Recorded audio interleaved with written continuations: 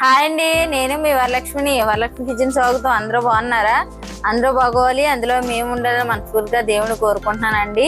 ఈ రోజు నేను చికెన్ దమ్ బిర్యానీ చేశానండి. టేస్ట్ అయితే మాత్రం చాలా బాగా వచ్చింది.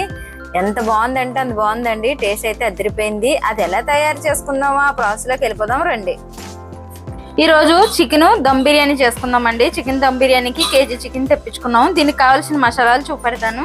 ఒక చెంచా గరం మసాలా వేస్తున్నానండి, ఒక అర చెంచా ధనియాల పొడి, ఒక స్పూన్ కారం, ఒక స్పూన్ అల్లం పేస్ట్, అలాగే రుచికి సరిపడా ఉప్పు, 2 స్పూన్లు పెరుగు, ఒక నిమ్మకాయ చెక్క ముక్క అండి, నిమ్మకాయ చెక్క ఇది కూడా ఇందులో పిండేసుకుందాం.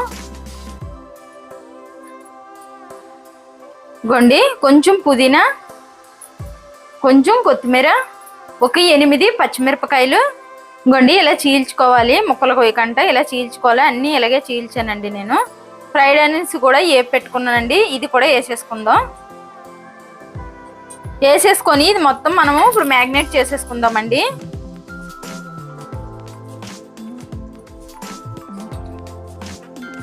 ఈ స్పూన్తో 2 స్పూన్లు నూనె వేసుకోవాలండి. 2 స్పూన్లు నూనె వేసాం కదా, ఈ నూనె వేసి కూడా ఇలా కలిపేసుకోవాలి. మొత్తం కలిగిస్తేలాగా ఇలా కలిపేసుకోవాలి.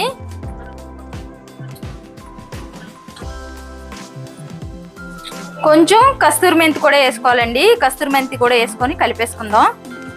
మొత్తం ఈ ముక్కలకు పట్టేవాళ్ళండి మసాలా మొత్తము. చూడండి మొత్తం పట్టేసింది కదా. ఇప్పుడు మనం ఏ గిన్నెలో అయితే దమ్ బిర్యానీ వేసుకుంటామో అదే గిన్నెలో చికెన్ వేసేస్తున్నానండి నేను. ఇంకోండి చికెన్ గిన్నెలో వేసేస్తున్నాను.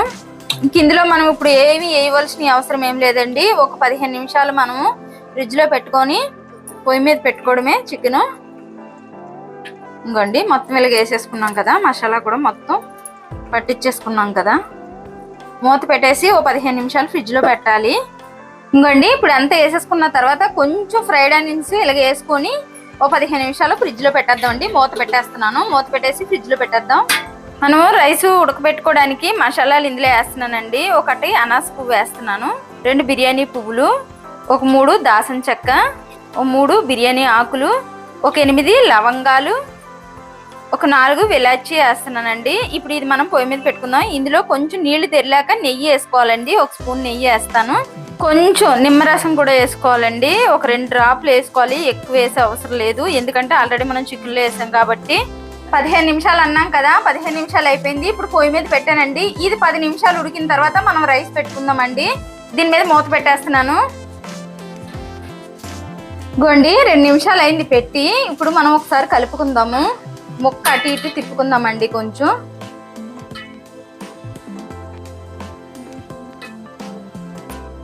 గోండి కలుపుకున్నాం కదా, ఇప్పుడు మళ్ళీ మూత పెట్టేద్దాము. మూత పెట్టేసి రైస్ పెట్టుకుందామండి. ఇప్పుడు ఇంకోండి రైస్ కి నీళ్లు పెట్టాం పొయ్యి మీద. కొంచెం పొంగు వచ్చిన తర్వాత రైస్ వేసుకోవాలండి మనము. ఇంకోండి కొంచెం ఉడికింది కదా, ఇప్పుడు ఒక స్పూన్ నెయ్యి వేసుకుంటే చికెన్ ముక్క సాఫ్ట్ గా ఉంటది, టేస్ట్ కూడా చాలా బాగుంటది. నెయ్యి వేసాం కదా, మూత పెట్టేద్దాం ఇది కొంచెం కరిగే వరకు. ఇంకోండి నీళ్ళు ఎలా పొంగు మరుగుతున్నాయి కదా, ఇప్పుడు ఒక స్పూన్ నెయ్యి వేసుకుందాం ఇందులో. ఇంకోండి రుచికి సరిపడిన ఉప్పు వేస్తున్నాను ఇందులో, కళ్ళుప్పు వేసానండి ఆ వాటర్ లో. ఇప్పుడు రైస్ వేసుకుందాము. మామూలు రైస్ తోనే చేస్తున్నానండి నేను, బాస్మతి రైస్ తో చేయలేదు. నేను కేజీ చికెన్ కి 3/4 కేజీ రైస్ తీసుకున్నానండి. అలాగైతేనే పర్ఫెక్ట్ గా ఉంటది. బిర్యానీ కూడా చాలా బాగుంటది. సమానంగా మనం వేస్తే ముక్కలు తక్కువైపోతుంది, రైస్ ఎక్కువైపోతుంది అండి. అందుకని కేజీ చికెన్ కి 3/4 కేజీ బియ్యం తీసుకున్నాను నేను. ఇప్పుడు ఇది కలుపుకుందామండి.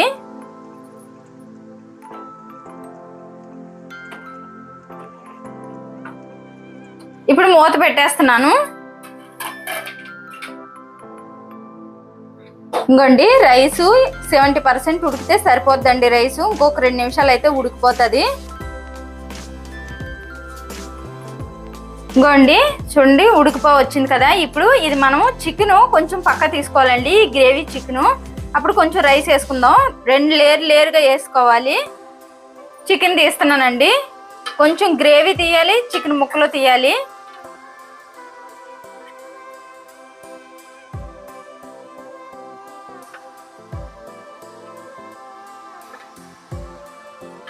ఇంకోండి ఇందులో కొంచెం చికెన్ తీసుకున్నాం కదా, ఇప్పుడు రైస్ వేసుకుందాం అండి మనము ఇందులో లేయర్గా.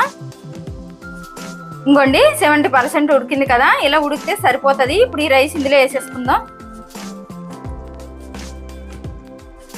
ఇలా వేసుకోవాలండి.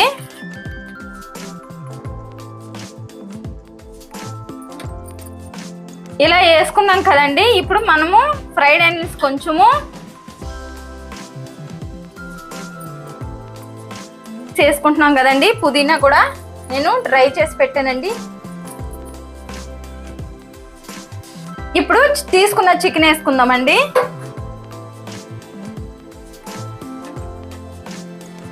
ఇలా 4 వైపులు వచ్చేలాగా వేసుకోవాలండి, ఒక వైపే కాకుండా. ఆ గ్రేవీ కూడా వేసేసుకోవాలండి. మొత్తం ఇలాగ వేసేసుకున్న తర్వాత ఉన్న రైస్ కూడా మనం ఇందులో వేసేసుకోవాలి.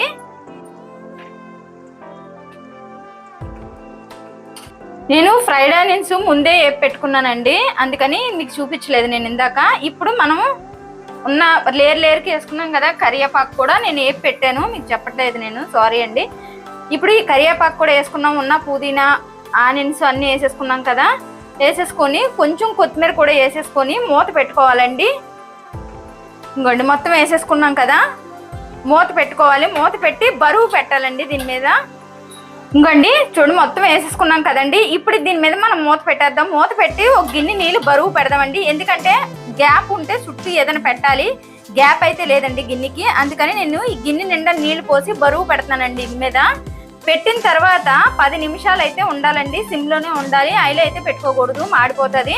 సిమ్లో పెట్టేసి 10 నిమిషాలు వదిలేవాలి. ఇప్పుడు బరువు పెడుతున్నానండి.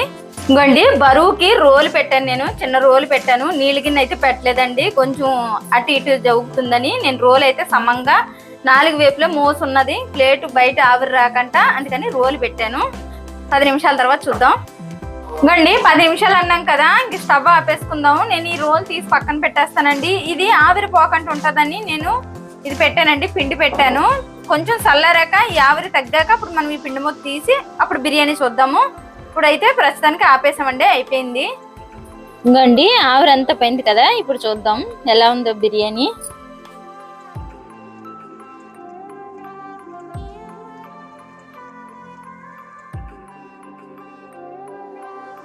ఫుడ్ కలర్ అది ఏం వేయలేదండి, ఫుడ్ కలర్ వేసుకున్న వాళ్ళు వేసుకోవచ్చు, నేనైతే ఏం వేయలేదు.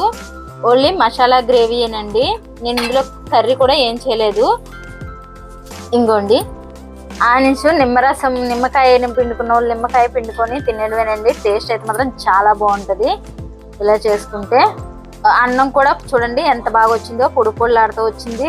మామూలు మనకు రెస్టారెంట్ బిర్యానీ లాగే వచ్చింది చూడండి. ఇలా చేసుకుంటే మాత్రం చాలా బాగుంటుందండి టేస్ట్. నచ్చితే లైక్ చేయండి, షేర్ చేయండి, కామెంట్ చేయండి, సబ్స్క్రైబ్ చేయండి. కాకపోతే ఒకసారి ట్రై చేయండి, టేస్ట్ అయితే మాత్రం చాలా బాగుంది. నోట్లో నీళ్ళే ఊరుతున్నాయండి నాకైతే.